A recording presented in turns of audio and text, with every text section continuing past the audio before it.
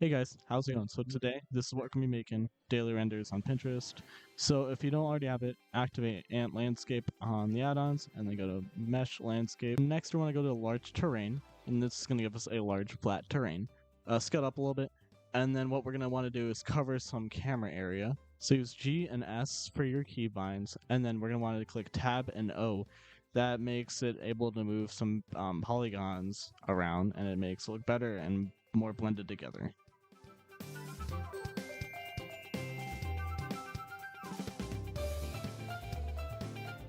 To set up a camera, click Shift-A, Camera, Control-Alt-0 on your numpad, and then it'll move into your position.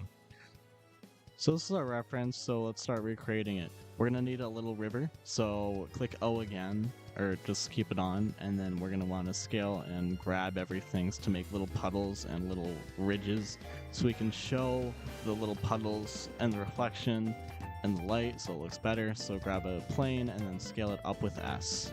Next, we're gonna make like the side mountains. So duplicate with Shift D and then rotate.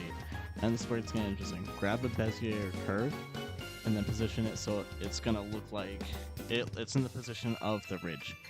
So what we're gonna want to do now is just go into edit mode and position it forward so it's more accurate.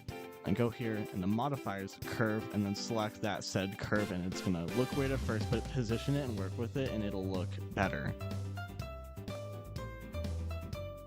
And there we go. It's kind of look like in a tortilla, but that's what we want because you aren't going to show the 2D side. So now go back into edit mode and then kind of make some little ridges and some little rocky bits to make it look a little bit more realistic.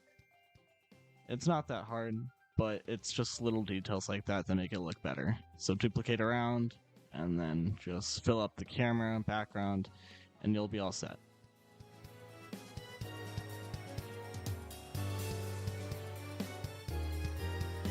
So here's what it looks like in render view, and it does look like much, but now we need some materials. So open up Bridge. If you don't have it already, I recommend it. It's by Epic Games.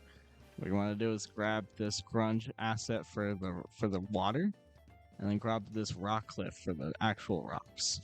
So select all that you want to make the rock cliffs, and then click on the material, and then click on making it the material by selecting it, and then Control L, and then select Link Materials. What you want to do is go into edit mode, open UV edit, and then cube projection, and there we go. We have a projected texture. So now we want to make our river, so select that, make a different material, and then make that the watercolor a bit dark because we're going to reflect some stuff off it. Alright, it looks pretty cool so far. What we want to do is bring in a converter color ramp and then I reverse the color ramp because it's more reflective than not. So black is reflection, white isn't, so that's what you want. Bring in a bump for the water, normal to normal, and then boom, we have our water. Now we want to make our little portal light. So spawn in a grid or a plane and scale it appropriately, and then place it appropriately in the center, kind of in the background, but also in the foreground, just enough to see. Change that to emissive, turn it up, and then boom, you have your little portal. Now we need to spawn in the little beams, the little circles, so just spawn in some circles, duplicate them around, and do it the same to the other side.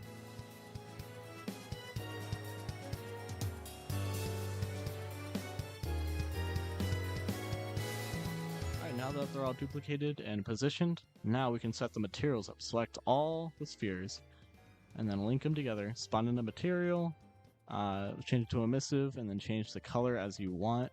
And then link all of them with Control L materials. Boom. Looking pretty good for Eevee.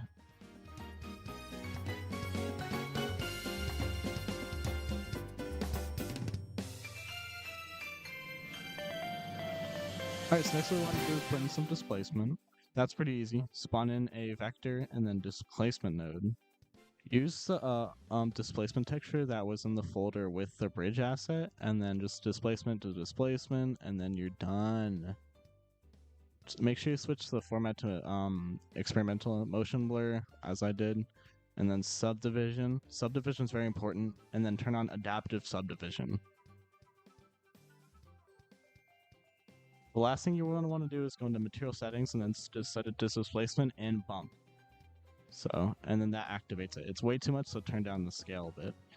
And as you can see, I just add more detail, lighting, fog, and yeah, looking pretty good. So thanks for hanging around, and that's all I really got.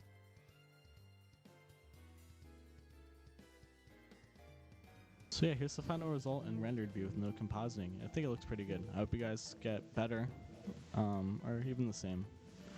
So yeah, thanks for watching, and come back later. Should I start Patreon? Comment down below if I should, or if it's too early. You know, I'm excited.